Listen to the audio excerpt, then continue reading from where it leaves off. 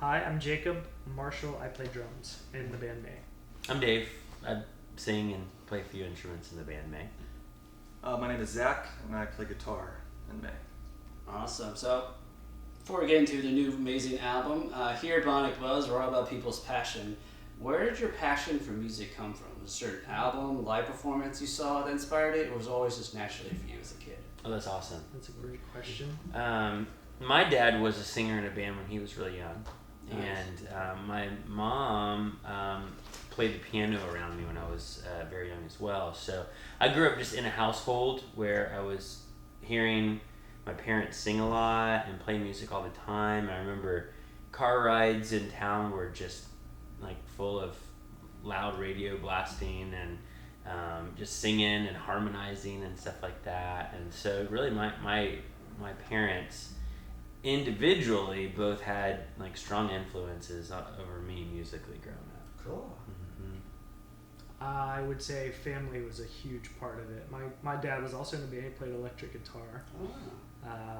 But my grandparents were both lifelong classical musicians, and so not only did they perform all the time, but they taught in the home, and so just kind of grew up around it, and it was very much just a part of life. And so when we finally connected, we both had this kind of intergenerational, love for, appreciation for, participation in music. So it's just kind of always been there. For me, I remember listening to music on car rides with my family's vacations. There's never a focus, of my family. It's actually my dad liked Paul Simon and Bob Dylan and people of that nature. So I remember hearing that and being fascinated by some parts of it, just kind of being really interested. And then for me, actually, as a guitar player, I just remember listening to Living Colors, Cult of Personality.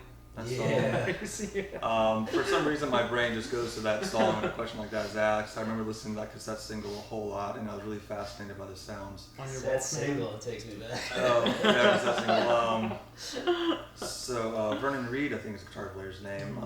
He just did some incredible things. I just remember being fascinated by the sounds that he was able to make. And so I think that's what kind of okay, well, this is cool. Yeah. But I think it just went from there. Very cool. Well, speaking of nostalgia, I really missed the 2000, music scene, Warped Tour, and I was introduced to you guys because, the concerts used to give out CD samplers when you left the venue, and they had a tooth and nail one. So it is kind of, what do you guys remember from, I guess, that time period, just for nostalgia reasons, the mid-2000s? Because you guys were a big part of the music scene back then, and I kind of miss it. A lot of dollar menu items. Yeah, spent a lot of individual dollars at Wendy's dollar menus. Is that advice for bands? Beginning used to the dollar No, menu? not advice, a necessity. A necessity, Yeah. I think I just remember the excitement and the growth. There was just sort of like this constant sort of slow trajectory that we were on, and of course, like maybe more people knew who we were, or like playing shows in front of more people, but what I'm thinking of is just like the kind of dreams that we were having. We were able to sort of like dream a little bit bigger and then kind of hit something like that. In 2005, just a few months after our second record, The Everglow, came out, we were on tour with the Foo Fighters and Weezer, and I remember being like, I don't know, probably 12, 13 years old, listening to the very first Foo Fighters album, listening to the first Weezer album, and I couldn't play an instrument yet, but I would sit on the edge of my bed with pencils, and I wanted to be a drummer, and so I would kind of teach myself how to move one arm and move the other arm in a different way so I could sort of mimic the drums of what Dave Grohl was doing and what Pat Wilson from Weezer was doing and stuff. And so I remember like that particular moment being on stage back in 2005 and realizing like these are artists, songwriters, bands, musicians that literally taught me how to be passionate about music. I love that. And now I'm getting to share the stage with them because of what my band is up to. And I couldn't really believe that. And even to this day, if I think back of it, I have to sort of remind myself, no, that really happened. But those were just like some really cool moments back then that really stick out to me. Just like making friends with with bands that you end up becoming friends with for years and years, and those big tours, those festival shows, Warped Tour, etc. It's just like really exciting, fun time for us. Yeah, it's getting able to see the world as much as we were able to, with the country and the world, and just getting to play. I mean, for me, just playing venues like in these major cities, and growing up, like, you know, in New York and Philadelphia and Boston, these places were all just kind of like otherworldly to me when I was a kid, you know. And then when I started playing music, you have these, you know, you see just buses pull in and all the bands you want to see, or these huge stages and all these amps, all these guitars, like everything that was super fascinating to me when I was growing up. And I just remember being able, you know, that's something we were able to do, you know, just be on a bus and have a bunch of guitars. Like that, little small things like that for me was, you know, such a trip. It's really cool. Anything to add? No, that was good. Yeah. We don't all have to answer every question. Oh yeah. So first new album in 10 years. What took so long? So I mean, why now?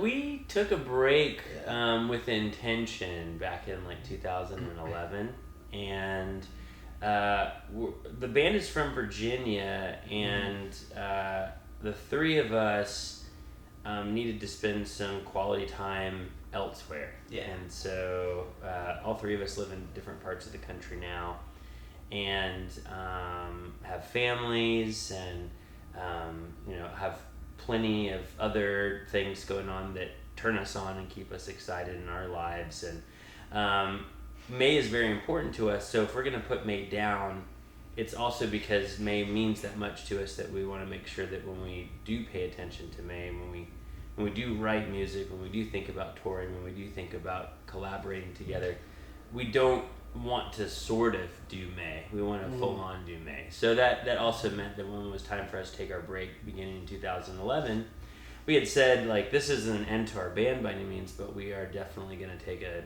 hiatus. We're going to take a break and indefinitely, just so that way we can tend to all the things that, you know, are also important to us. So a few years ago, the call started coming our way yet again, and some opportunities. We had this opportunity to be the first synced virtual reality concert experience. The Forbes 30 under 30. Yes, yes. Yeah, talk about that. So we were in Jerusalem, and Forbes had this 4-day summit. They collected about 600 or so people from all over the planet who were innovators, and so they called you to perform that. They called us to close out the event. 2 days in Tel Aviv, 2 days in Jerusalem, and then the last night there's this big party at the Tower of David. And so it was our responsibility to create a musical piece and collaborate with friends to be part of this performance, this synced virtual reality concert experience. So everybody is at the Tower of David, and they take their smartphones, they put them into these VR cardboard viewfinders, and we're playing the song that you wrote specifically for this moment. And what songs were they? It's called Light. Okay, so it's on the new album. Yeah. And we wrote it just for that moment, that particular time, and so that was sort of the beginning of the opportunity for Mae, which has always stood for Multisensory Aesthetic Experience. It's technically a self-titled album, you know, the one that just came out. It's more of like a self-actualization for us to kind of be in this place. But, you know, we did it sort of like the grind DIY way. We did it where we were on a major label. We were on a very wonderful indie label, Tooth and Nail Records. And so we've been in all of these sort of like different scenarios in the band's career. And about 2.5 years ago is when we started to sort of turn even more so into the Multisensory Aesthetic Experience, Mae. And so after enough time and opportunity and connection and collaboration had sort of established itself, it just seemed that it was a natural course for us to be on to write and record a new album. So it's been since 2007 that we've put out a full-length record all at once. We put out plenty of music in 2009, in 2010 that became an LP, but it was these 3 individual EPs that we worked on back then. So this is the first time that we've made a full-length record in a very long time. And the album is amazing from start to finish. Oh, it's wow. Thank you. It's hard to pick like favorite songs. Well, let's go over the songs they actually performed live. So 5 Light Years Away, what inspired that song?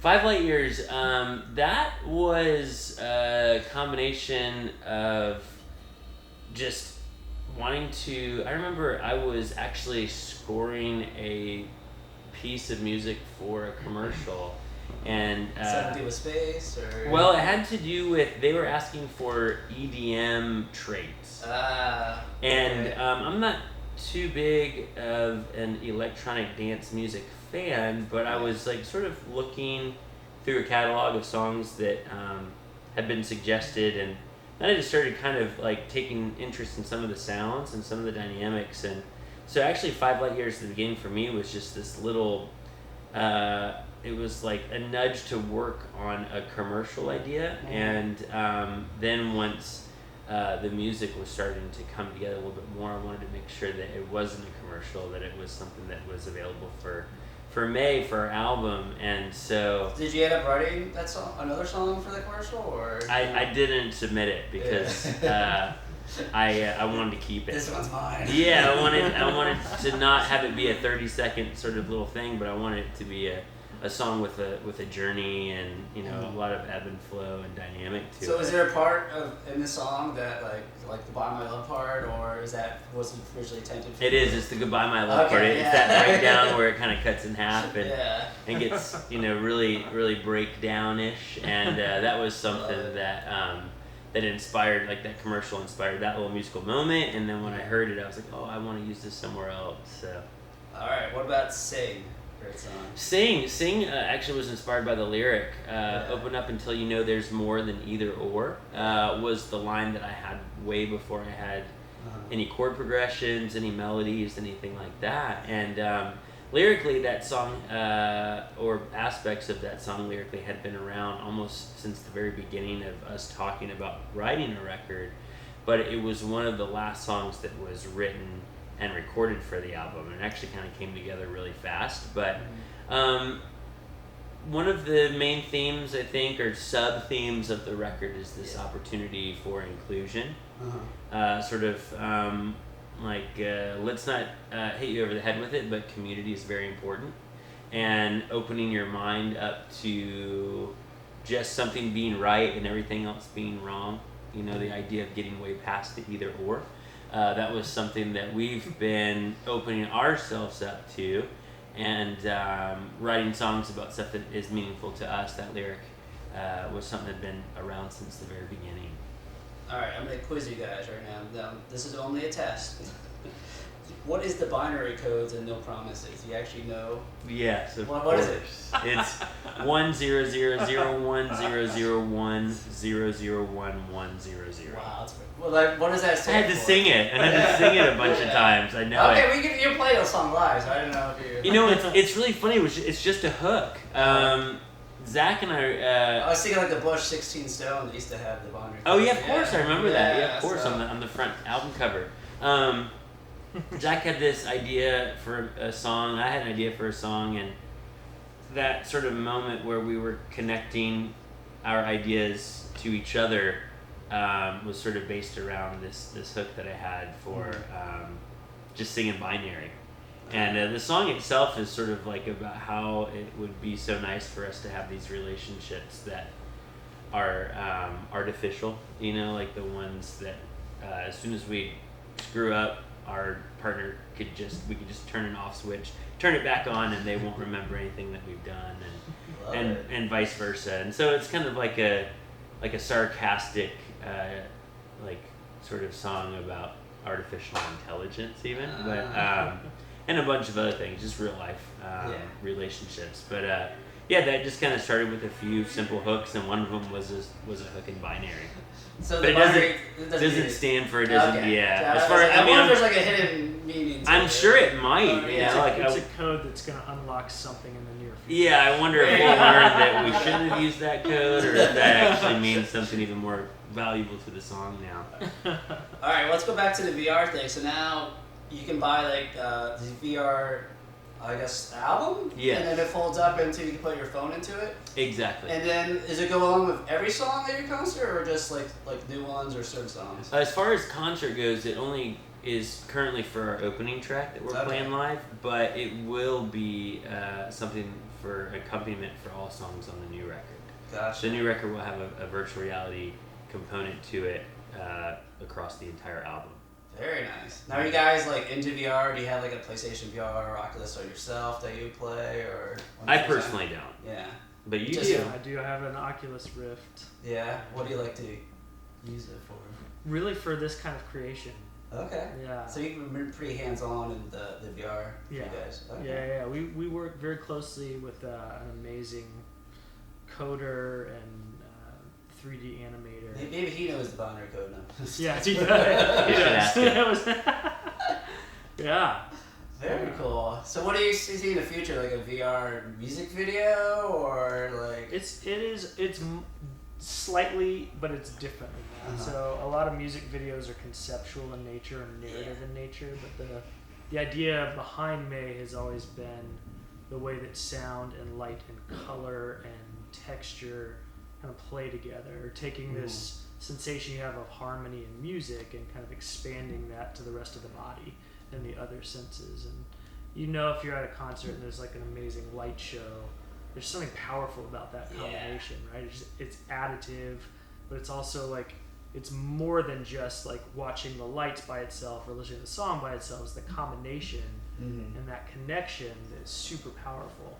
And so we want to extend that sense of connection even into the other senses. So we're actually working with 2 different neuroscientists right now. We've developed a whole system basically for how music becomes light and color in space, which is why VR is such a perfect medium to explore that inside of, because you can place somebody right in the center of the music and you can express it as color and texture. It's just moving around you and alive, right? And so we have this vest actually that we've been using.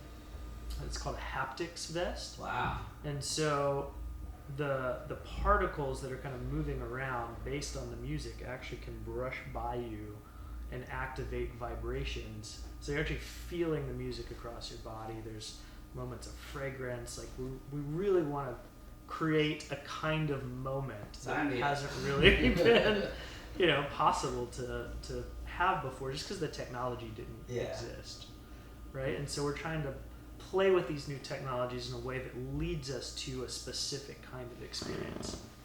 Cool. Now, is it weird when you see a crowd all wearing these goggles, especially at the Jerusalem sentiment? Because are they paying attention, or are they probably not even facing you guys?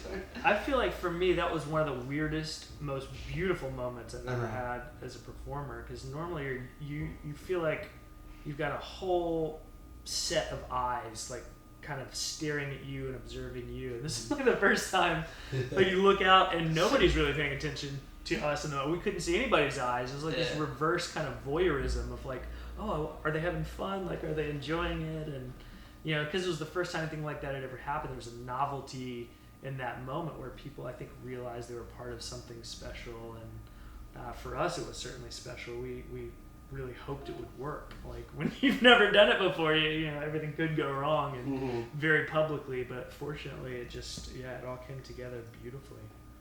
Very nice. And it's just for kind of one moment in the show, right? So we don't have everybody sitting there in VR during a whole concert.